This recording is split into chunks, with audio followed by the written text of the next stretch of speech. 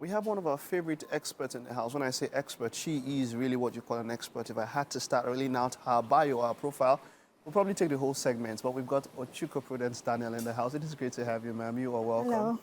You're welcome. Hi, now, today we're for talking about exploring media, movement, and connectivity in child development. People, when it comes to raising children, a lot of people have different times or different ways that they want to go about it, right? And maybe for each child, there are unique things that you have to go about. But all in all, there are some things that are general when it comes to raising children, right? So now today we're talking about exploring media, movement, and connectivity in child development. How important are these things, media, movement, and connectivity, and all of that in child development? Media is a good thing, right?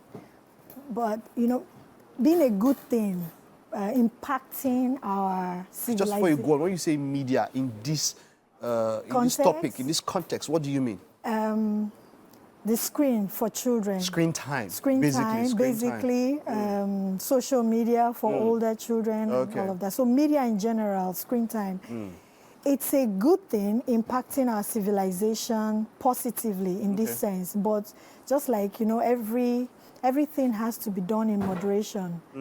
When you apply it, or when you apply it wrongly, it becomes negative. When you apply it wrongly, it can be detrimental, not only to children, even to adults. Yeah. So I would say, as a parent, don't let the screen parent your child more than you do, because that's what we have in today's world. Exactly. That's one thing that is quite hard to do, because a lot of children, they need attention. So what happens is that the screen takes away their attention from, takes their attention away so that the parents can do something else. Yeah, but they are hurting the children. Fact, because science has shown that all of this affect children physiologically and psychologically. Mental health, attention deficiency syndrome, that children, we have more children today with those kind of problems. Like, I've encountered mentally sick children. Maria Montessori calls them deviated children, but they're actually mentally sick, and the parents do not know how, they expose their children to this kind of cerebral negativity, impact in terms of raising the children. It might be when they are very young, coming up with balance, coordination, all of those things, because a little child cannot interpret screen. Even you and I, we cannot really fathom how the technology behind the projection on the screen, so that's not something that helps a child to develop. Children should be exposed to more real life experiences. Yes, that way their brain connects better and they build more brain fibers faster. Now, talking about movement, I have been in situations where we're talking about, okay, now because of at times, you don't have so much space in the house. Maybe you're in the parlor or something, or in the living room, or in the sitting room, as it were, and it can be tight. Maybe there are equipment and there are appliances and all that. How important is maybe creating a sort of safe space, a playground area, in such a way that these kids can have freedom of movement without having your heart in your mouth, that they might, get injured, hurt themselves, or maybe even, spoil some appliances or something like that? Yes, so you have to be intentional as a parent. Movement is innate, is natural.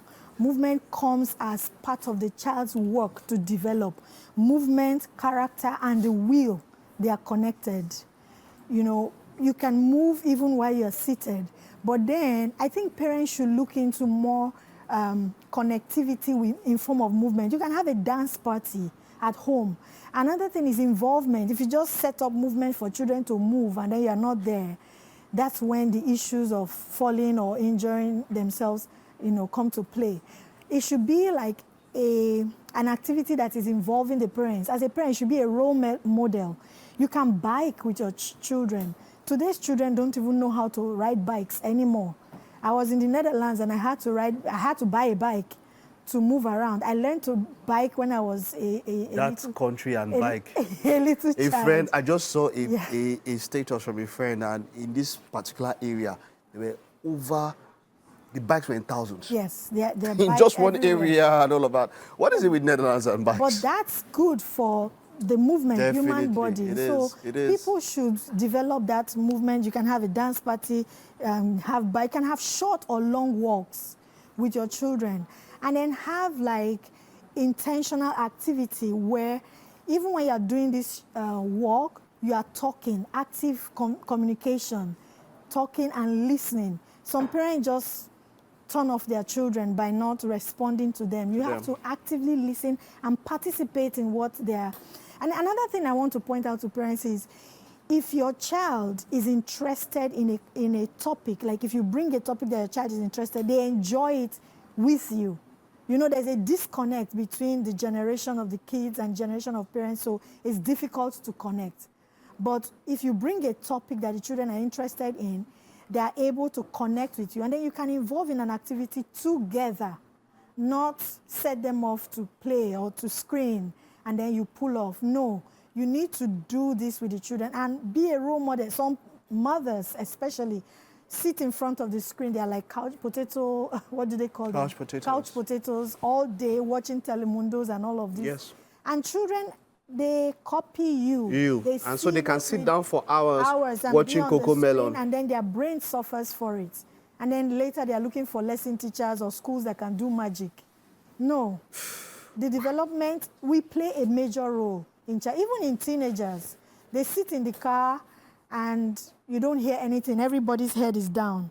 You know, recent research shows that the next medical boom will be from the spine. The spine. Because going down on the screen all the time, you're sitting at a table eating and everybody is on the phone. You know, it's the default. I'm just looking at one of our interns, the beautiful Martha, by the way, and look at the way she's holding the phone. She's bent in that same way. So I feel like if there's a way somebody could look at the phone and just take your head up, like you mentioned, I agree with you. That's where the next medical emerge or complications will come from and all of that.